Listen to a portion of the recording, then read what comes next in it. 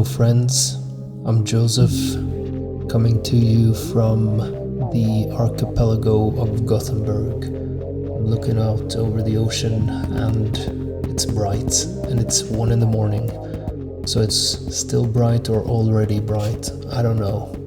But it's the longest day of the year. And I'm speaking quietly because my children are sleeping in the room next door. So I keep this intro short. I have a talk that I want to share with you today, which is not a regular episode with a talk with a friend over the internet, but a lecture by Bryce Maxwell from the Radicalized Religion as a Resource for Political Theory and Practice from the University of Chichester in England. Fairly recent event, and I think that you will recognize quite a few things that he say from what I used to say on the podcast and what some of the people that I talk to say as well. It is probably a bit difficult for someone who's not used to reading Deleuze and Guattari.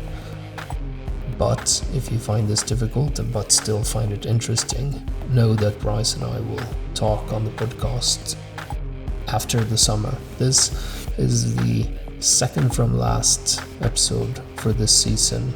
The next episode, the last episode, is with Tad Delay, and it's coming to you in just a few days. Just so you know, Tad has a new book out. It's called The Cynic and the Fool, The Unconscious in Theology and Politics.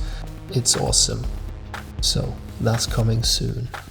If you appreciate the work I do, you can head over to patreon.com/the Catacombic Machine and support the podcast. But now, here's Bryce Maxwell. I first and foremost want to offer a historical contextualization of both Deleuze and Guattari individually, looking at some of the theopolitical influences and some of the positions that they hold within their independent philosophies before their partnership and their tandem works that they engage with together. From there, I'll then, on the latter half of the paper, I'll switch my focus to some of their schizoanalytic concepts. Two in particular. There are many that we could discuss endlessly, but I reserve my interest for the sake of this paper to only two. The first is probably a crucial and fundamental concept to their political agenda and their program, and that's the body without organs. And I want to postulate the body without organs specifically as it relates to the formation of collectives and the radical theological sects. So the question I'm asking essentially is, how do we make the body of Christ, or any collective, political or theological, a body without organs? From there, I will then turn my attention to the notion of faciality, which Deleuze and Guattari theorize and conceptualize in 1,000 Plateaus. It's crucial for them in exploration of faciality in order to enact a body without organs, or that mode of becoming. So it's sort of like a prerequisite to the possibility of enacting a body without organs. And I'm going to look at it in two ways. However, briefly, I'm going to suggest that there be a more thorough tracing of the faciality machines at work within the whole of biblical mythos or Judeo-Christian thought. And then from there, I want to look at what some of the risks are that come with this process of dismantling that Deleuze and Guattari call for. So it probably goes without saying, there are a fair amount of researchers that have sought to engage with Deleuze in this theopolitically informed manner.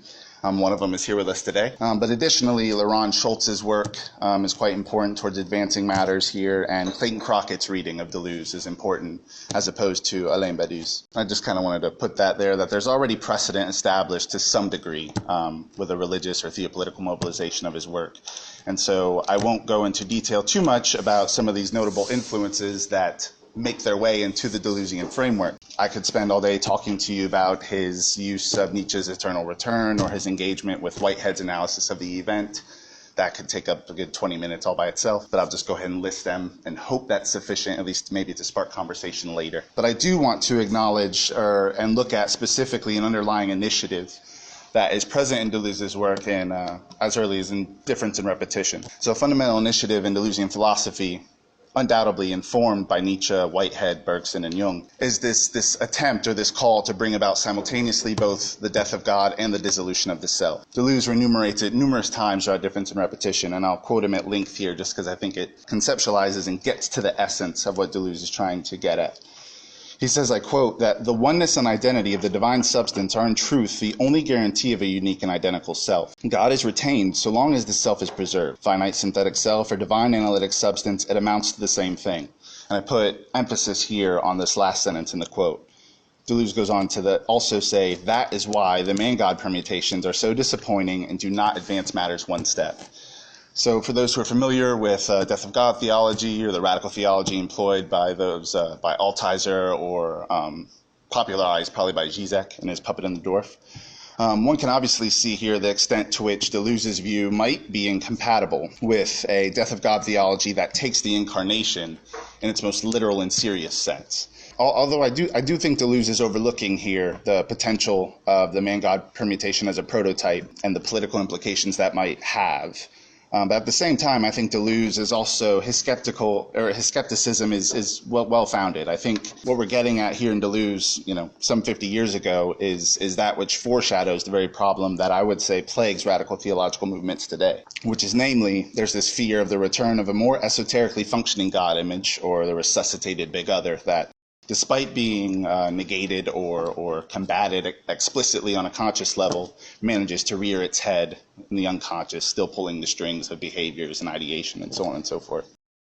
This is summarized relatively well by Lacan when he was speaking about the atheists at the time of his activity as not being defined necessarily as proclaiming that God is dead, but rather God is unconscious. So I'm referring here in the same way that Lacan and Deleuze are to the extent to which an apparent non-identity still manages to function as a ground. And I think just something that is helpful for me to analyze the sociological category of the nuns in the United States, which is a growing group of millennials and younger folks like myself who are becoming largely dissatisfied with religious institutions and are refusing to identify with any sort of religious collective, church, or institution. I think that what Deleuze is getting at here, and other philosophers as well, they're forcing us to think to what extent are the nuns whose increasing distaste and refusal to identify with the religious institution, in what sense is that speaking more to an infectious hyper-individualism than it does rather, say, an actual rigorous investigative analysis of their subject position, or an analysis of the self and the subsequent dissolution of it. So at the core of Deleuze's philosophy of difference, we see a project here, this initiative that's also akin to that of radical theology. But Deleuze also saw as a natural concomitant or consequence of this process of the death of God and the dissolution of the self, he also saw that what should follow essentially is also the simultaneous disappearance of rational theology and rational psychology. And it's perhaps at this moment that Félix Guattari enters the picture and engages in the same initiative, albeit through slightly different verbiage. So whereas Deleuze was far more philosophically based in a traditional sense, he didn't shy away from using religious imagery, Guattari was far more political with his jargon or with his use of language, and clinical as well. So unlike Deleuze, there's significantly less that's been done on Guattari, although there is a growing interest in his work. And with that being said, there's also very little that's been done to look at how his philosophy independently is important for theopolitical discourse as well. So just to offer an overview for those who are probably less familiar with Guattari than Deleuze, he studied under Lacan and largely became dissatisfied with Lacan's use of what he saw as structural linguistics and defining and conceiving of the unconscious. From there, and following the post-May 68 uprisings, there was a political rift within the Lacanian circles. For Guattari, he identified more so as a Trotskyist, and given that most in the Lacanian circle were professed Maoists, that was also part of what led him to go separate ways. And from there, he went to go work with Jean Horry at the Laborde Clinic, practicing institutional analysis, which I would have loved to have given more about institutional analysis here, but we can talk about that later as well. The reason I do mention institutional analysis here in Guattari's history at the Laborde Clinic is to note the fact that despite the highly theoretical and abstract nature of the Deleuze-Guattarian framework that comes out of their partnership, much, if not most, of the Deleuze-Guattarian thought and the concepts that arise from their partnership is coming from this highly situated and concrete place that involves strict observations of clinical schizophrenic symptomatology. And I think that's just worth keeping in sort of the side of our minds rather than getting lost in theory. So in a short essay exploring the implications of his work in institutional analysis as it applies to the practice of philosophy, Guattari asks in a slightly cheeky way, and you'll have to forgive my pronunciation of the names here, but he says, I quote, "Will the day ever come when President Chabert and Artaud's definitions of God be studied with the same attention and same rigor as those of Descartes or Malebranche?" So at work here in this very short snippet in an essay, we see there's two readings or two takeaways from the point that Guattari is making rather concisely, which is there's an obvious call for a more nuanced analysis of religious belief, specifically one that moves away from the strict neuroticization or Oedipalization that's perpetuated by psychoanalysis, or at least in his view is perpetuated by psychoanalysis. And I think given what I had mentioned earlier about the natural consequence, according to Deleuze, the natural consequence of the death of God and the dissolution of the self being also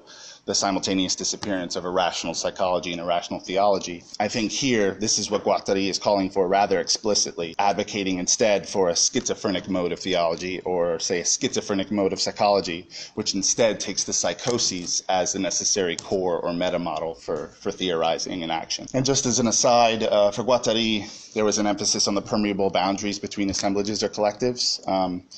So for him, libidinal investments are always social, and in this sense, we can essentially speak interchangeably through the Deleuze-Guattarian framework, at least in my opinion, politics, religion, and the clinic, and how implicated matters of the clinic are in religious discourse and politics and so on.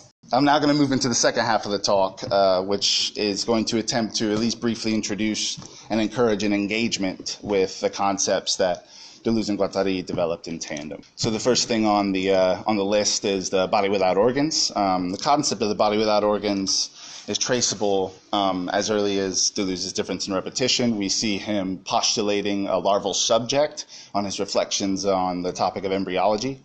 And it's also observable, you can catch a glimpse of it in Guattari's unique adaptation of Jean-Claude Pollock's notion of transversality. So the process of becoming that's associated with this body without organs for Deleuze and Guattari is one that directly opposes the idea of a complete and cohesive organism in favor instead for an embryonic and transversal body that can withstand any number of intensities or forces that might pass through it or try to obstruct it.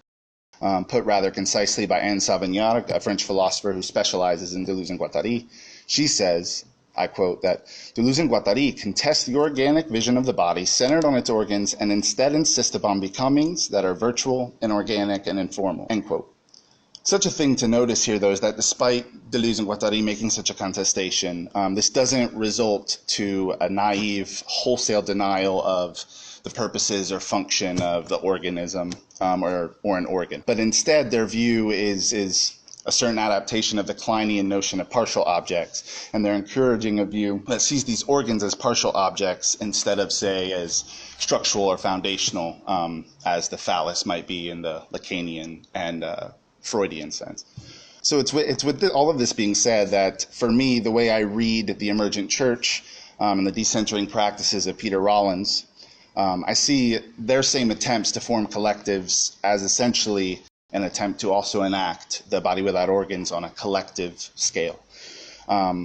So the emergent church and Peter Rollins' decentering practices, they seek to dispose the highly structured and stale form of praxis that has come to represent the traditional church formula in favor instead of a more fluid and transformational use of both ritual and liturgy that manages to empty the body of its rigidly defined functions and purposes. In this sense, the notion of the decentering practices employed by Peter Rollins and the emergent church, they also correlate what Deleuze himself has said on the formation of a good group or a subject group, to use Guattari's terminology.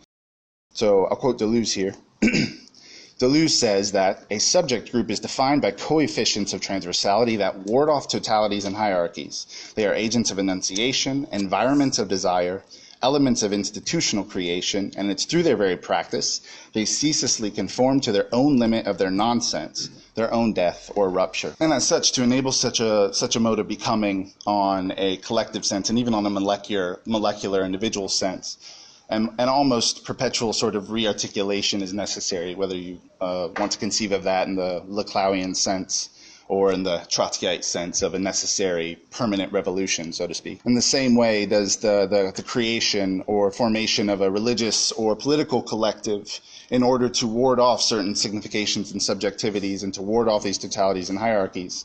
For Deleuze and Guattari, there needs to be a certain analysis of the face. And this is where the notion of faciality becomes crucial for them. So faciality is presented in A Thousand Plateaus by Deleuze and Guattari. They introduced this concept as a subtle critique to Levinas's Ethics of Hospitality, titling the chapter or plateau that it's presented in the year zero, thus equating the faciality machine with the Christ face. The face for Deleuze and Guattari is epistemically and ontologically prescriptive. I'll quote them here. They say, faces are not basically individual. They define zones of frequency or probability. They delimit a field that neutralizes in advance any expressions or connections unamenable to the appropriate significations. This then leads them to conceive of a faciality machine that is consistent of a white wall and a black hole system. So the white wall, black hole system, the white wall is in reference to white walls of signifiance or the signifier. So here's their critique of structural linguistics and that approach to representational logic and knowledge. And then they also consider the black holes proliferated along the face or along the white walls to be the black holes of subjectivity. For them, the face is a politics. And thus, dismantling of the face is also a politics that involves real becomings. For them, the program or the slogan of schizoanalysis is this, I quote them, to find your black holes and white walls, to know them, know your faces, for it's the only way you'll be able to dismantle them and draw your lines of flight. So following this call, I figured I would drop a line or two that expresses a project that I'm engaged with right now, which is an attempt to theopoetically or genealogically explore the faciality machines at work in the biblical narrative or the Judeo-Christian narrative. As I mentioned with Deleuze and Guattari, they haphazardly sort of just assume that the faciality machine emerges with the Christ face with year zero. And what I'm interested in is charting out the movements within the Judeo-Christian narrative as a whole and not seeing the Christ event specifically necessarily as the special event that enacts or projects the faciality machine that we are at work with trying to dismantle today. And so with this being said, that I wanted to connect it a little bit to some of Ward Blanton's research, that the legacy of Paul needs to be reconsidered, especially in light of this notion of the faciality machine. I think it's necessary to give careful reconsideration to the legacy of St. Paul and to question whether it would have been more accurate by Deleuze and Guattari to associate Paul's face with the faciality machine instead of that of Jesus's. Whether we should understand the figure of Paul as a plastic surgeon who manages to give a facelift to the Christ face and thus start a new religious faith, or whether we should see him in the contingently historical, contextualized manner as just another Jewish, maybe not just another, but Jewish subversive materialist thinker. I can't say which reading is more appropriate, but I do think that in order to send Christianity in motion in a way that remains faithful or is aligned with this schizophrenic mode of production or process that Deleuze and Guattari are advocating for, that St. Paul's position within the wider ethos of Judeo-Christian thought should rather be as expendable or as replaceable as any other person or figure if we're seeing them as an organ or, say, a partial object of the collective. So we can obviously read both Zizek and Blanton's readings of Paul, or their rereadings of Paul, along with the broader radical theologic movement as an attempt to dismantle and or reorient the face of Christianity. But I think given how my conversation's been dominated by religious examples and religious imagery, I wanted to enlist the assistance of a political example that's still fresh in my mind, coming from the States, and that's of the fiasco that happened at the Democratic National Convention during the Democratic primaries. So what we witnessed, I don't know if you guys are familiar with it, what we witnessed at the DNC was a leak, so to speak, of information that came out that solidified or corroborated the fact that the party was systematically trying to sabotage Bernie Sanders' campaign, in favor of Hillary Clinton's. So they had essentially chose Hillary Clinton as their candidate and sabotaged any chance that Bernie Sanders had of being a potential runner, essentially. So I want to use the analogy of facial tics that Deleuze and Guattari also refer to in A Thousand Plateaus.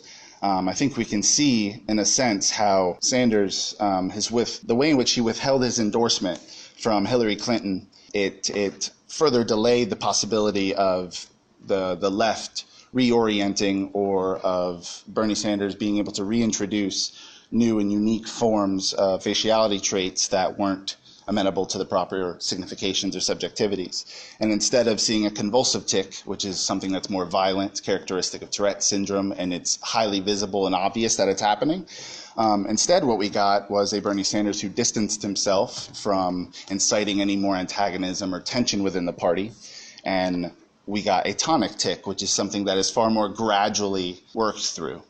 And in this sense, that tonic tic, the reverberations of it are left to be vouched for by unrealistic and irrational idealists whose leftist orientation is too extreme to be given consideration within the left in the States.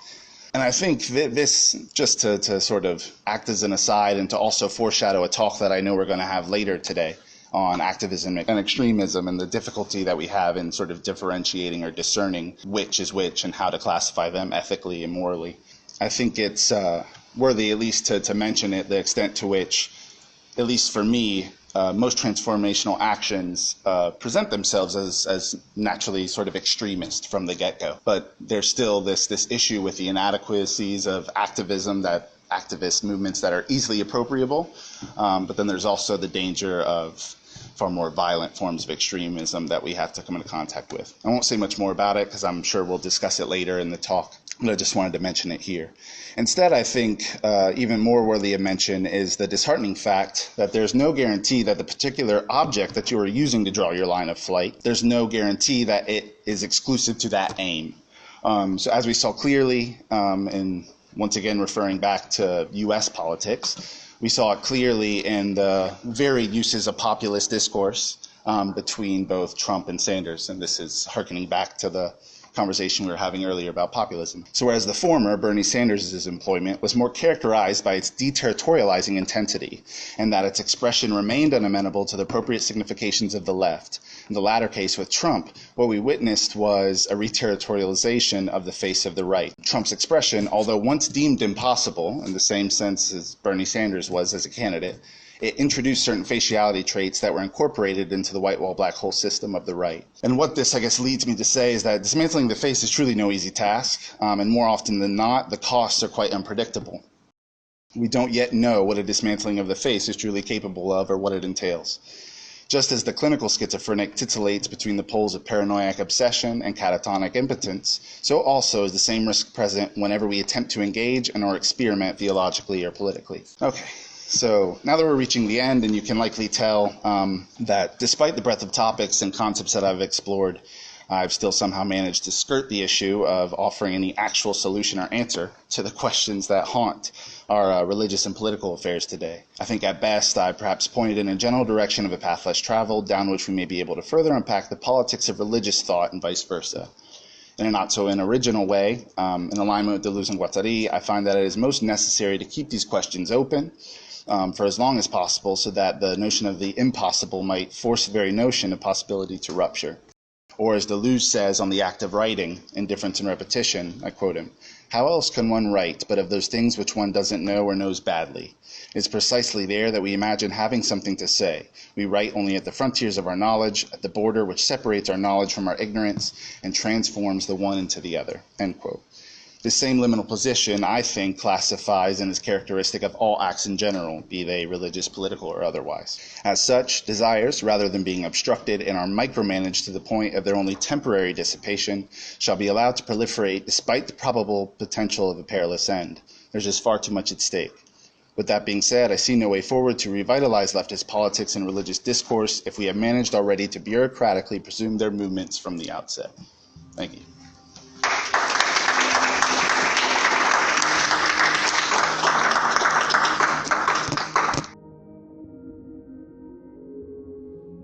Thank you for listening, and don't forget to support the podcast, patreon.com/the Catacombic Machine, and I'll talk to you guys soon.